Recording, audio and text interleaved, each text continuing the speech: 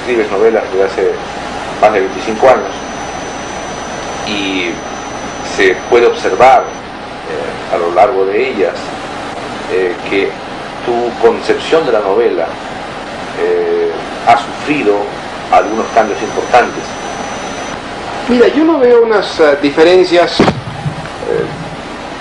muy marcadas entre las distintas novelas que he escrito.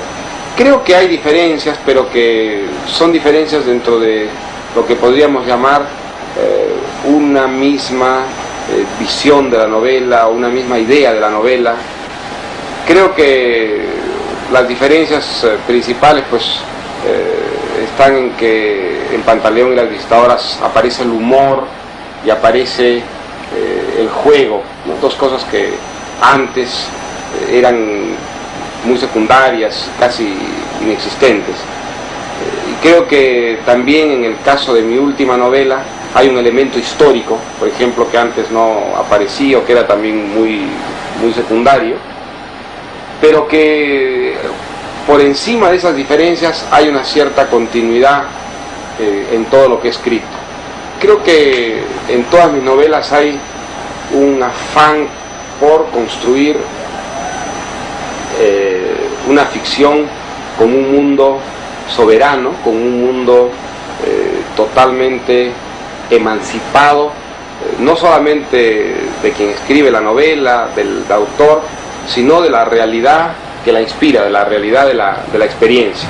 Y por otra parte también que en las novelas que he escrito se puede vislumbrar un proceso que es hacia una totalización, es decir, un proceso en el cual constantemente he tratado de incorporar nuevos aspectos, nuevas experiencias, nuevos niveles de realidad, sin romper con los anteriores, de tal manera que el mundo de la ficción pues fuera enriqueciéndose, diríamos, tanto cuantitativa como cualitativamente.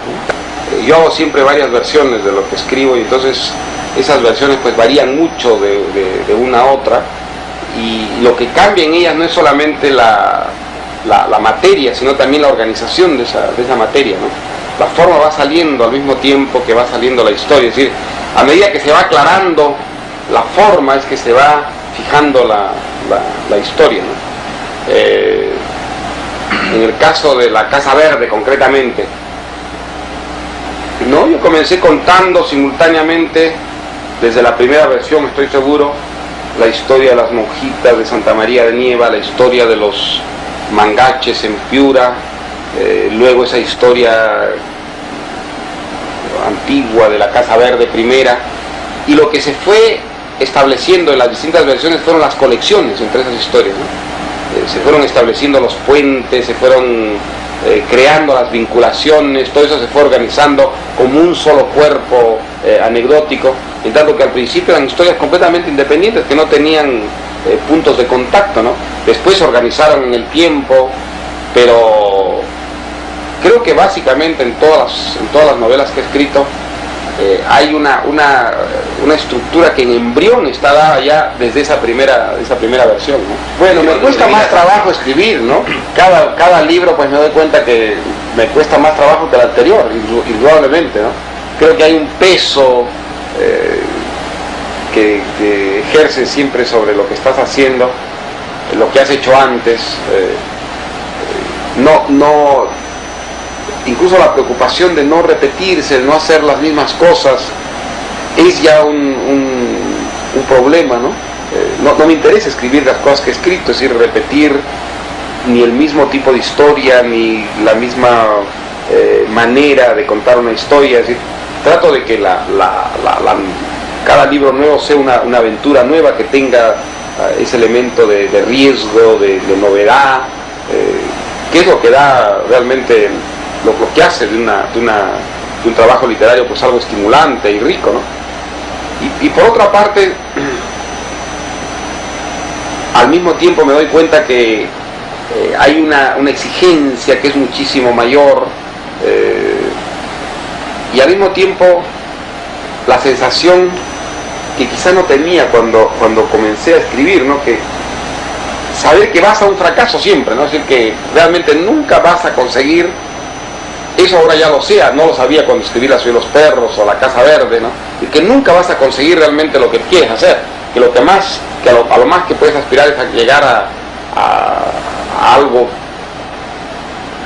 próximo, pero que jamás vas a materializar realmente la ambición, el proyecto, ¿no? Que siempre te vas a quedar por debajo, ¿no? Y eso es algo muy perjudicial, es una cosa muy nociva, es una cosa que está constantemente como saboteando tu propio trabajo, esa sensación de fracaso irremediable que hay detrás de toda aventura creativa, ¿no?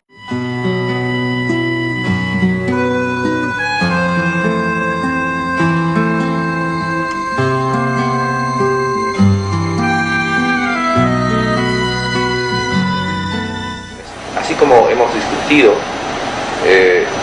la posible evolución, los cambios que han operado en tu producción novelística, me gustaría saltar ahora al campo más difícil, quizá, que es más polémico, que es el de la actitud política. Bueno, han sufrido una evolución indiscutiblemente. Creo que soy ahora menos optimista que hace 20 años. La idea de que esos cambios fundamentales que necesita América Latina, que necesita mi país, estaban a la vuelta de la esquina, como llegué a creer en un momento, pues ahora no lo creo. Creo que los problemas son mucho más profundos, complejos y difíciles de resolver que lo que creí antes. También ahora me preocupa casi tanto las maneras y los métodos como los mismos cambios. Así creo que tan importante como la transformación es el medio a través del cual venga esa transformación.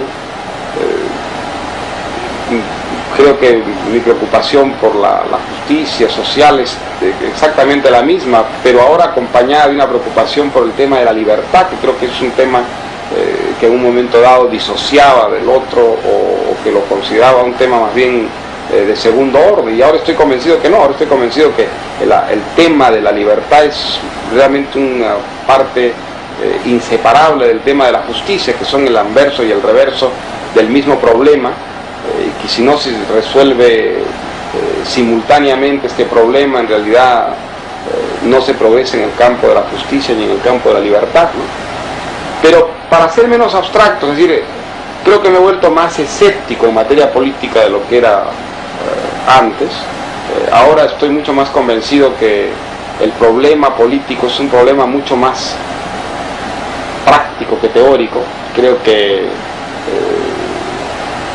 lo importante es conseguir reformas tangibles, materiales, y que esas reformas solo pueden ser graduales, solo se pueden conseguir de una manera progresiva y desgraciadamente lenta. No creo en las transformaciones radicales, en las soluciones finalistas, apocalípticas, en las que llegué en algún momento a creer. Hoy día estoy convencido que esas no son soluciones, que nunca han resuelto realmente ningún problema, que han traído más problemas que los que venían a resolver.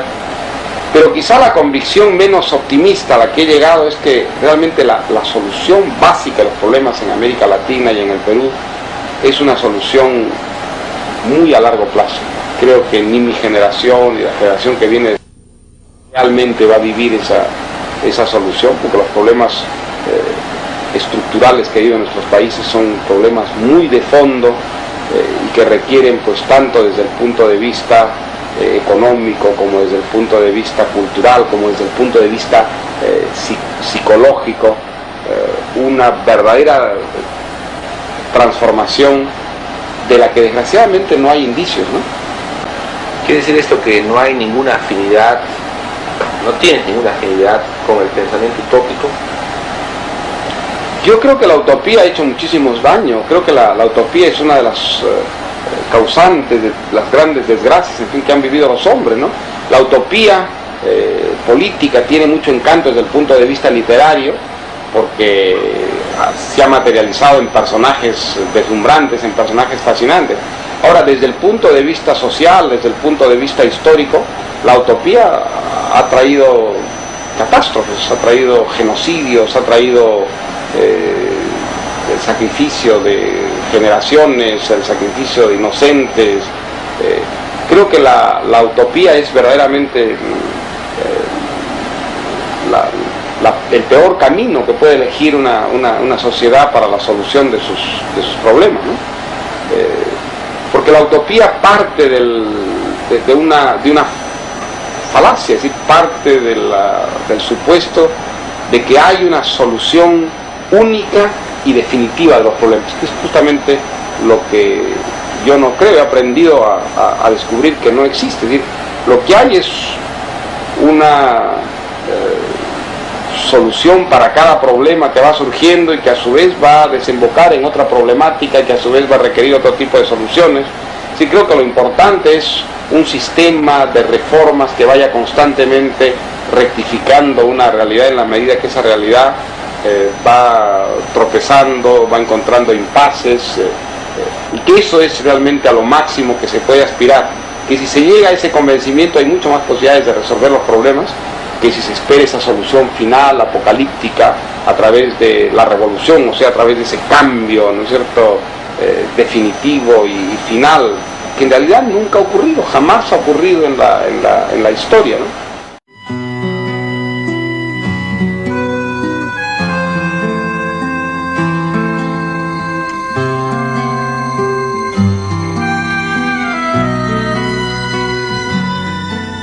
Años hayas vuelto a cultivar un género, el teatro, que cultivaste en una época ya muy lejana, ¿no? En tus años de colegial en Piura, cuando presentaste una obra teatral que se llamaba La Huida, o La Huida del Inca, cuyo original ha desaparecido al parecer. Por un lado has vuelto a hacer teatro después de muchísimo tiempo, y por otro lado, tu primer libro es un libro de cuentos titulado Los Jefes, del año 59, y que yo sepa jamás has vuelto a escribir cuentos. Me gustaría ver cómo explicas tú este retorno al teatro, este interés por el teatro que parece creciente en ti, y por qué esta negativa o esta resistencia a cultivar el género del cuento con el cual comenzaste tu carrera literaria. Bueno, creo que el cuento, en mi caso, fue siempre un camino hacia la novela, ¿eh? Tengo la impresión que los cuentos de Los Jefes son como novelas frustradas, que todos esos cuentos implícitamente aspiran, ¿no?, a hacer novelas, a desarrollarse, a crecer. Y desde entonces sí, es verdad que cuando he intentado escribir, con excepción de Los Cachorros, que se puede llamar un cuento largo o una novela corta, todas las historias que se me ocurren son historias que tienden a desplegarse así en el espacio, pues, de una manera novelesca, ¿no? El teatro fue mi primera vocación. Creo que lo primero que me interesó en la literatura fue el teatro, siempre me apasionó, y todos los años que pasé escribiendo novelas siempre tuve la tentación del teatro muy cerca. Debo tener decenas, si es que no son hasta centenas de pequeñas notitas de apuntes para proyectos teatrales. Me gusta muchísimo el teatro, pero no veo yo en esto una diferencia esencial entre mi vocación por la ficción.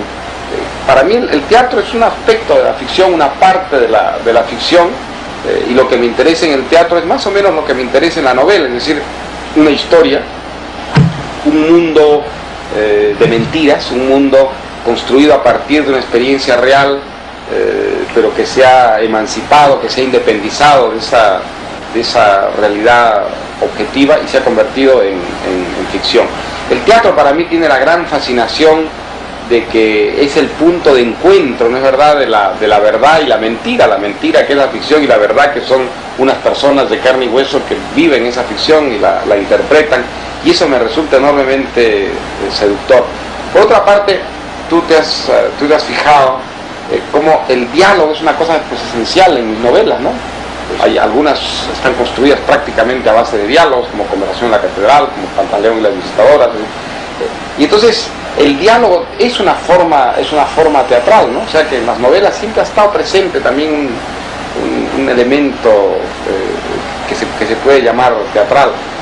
Hay una curiosa dialéctica que al principio un lector puede dejar pasar de largo, pero que después se vuelve inevitable, entre la actividad política y sus limitaciones y sus fracasos y su rigor abstracto y un poco idiótico, y la actividad del placer, especialmente el físico, el sexual, en tu novela. Y esto al final, en el epílogo, en la parte final de la novela, produce una escena que es la más misteriosa de la Guerra Civil.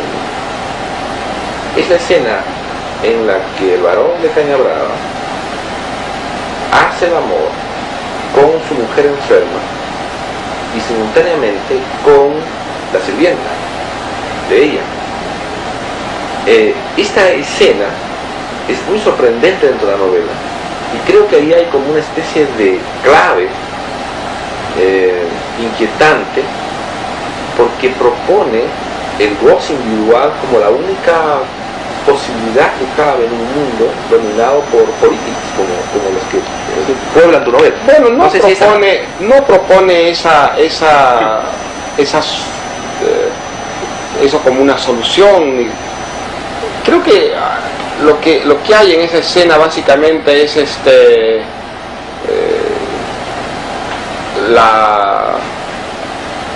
el reconocimiento de un fracaso ante todo, ¿no? El varón de Cañabrava, que es un hombre culto, es un hombre que ha creído siempre en las ideas,